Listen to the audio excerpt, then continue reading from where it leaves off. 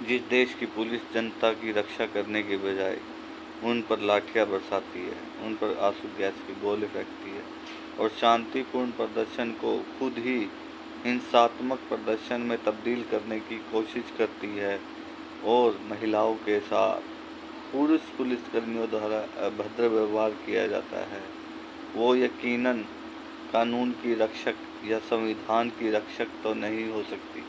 वो केवल सरकार की रक्षक है और सरकार का जो आदेश आया उन्होंने उसी तरह से उसका पालन किया। उन्हें कानून का रक्षक या संविधान का रक्षक हम नहीं कह सकते।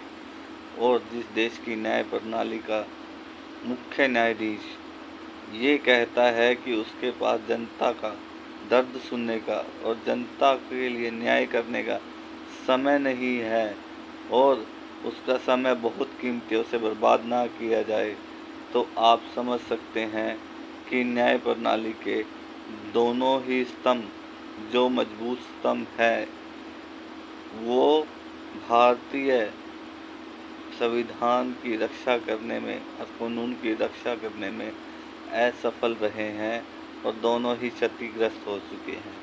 और तीसरा स्तंभ जो मीडिया है वो तो पहले ही सरकार के पक्ष में गिर चुका है।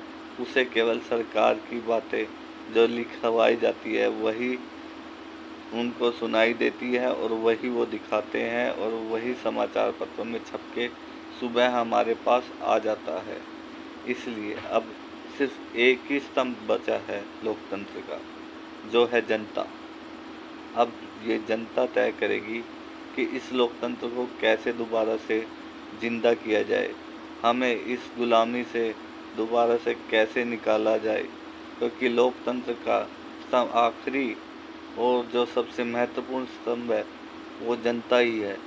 अगर जनता जागृत होती है और अपने अधिकारों और वोट के अधिकार का सही इस्तेमाल करती है तो 2027 में वह सरकार को जो जनता को गुलाम बनाना चाहती है उसको अपना जवाब ज़रूर देगी कि वोटों की या लोकतंत्र में जनता की क्या ताकत है।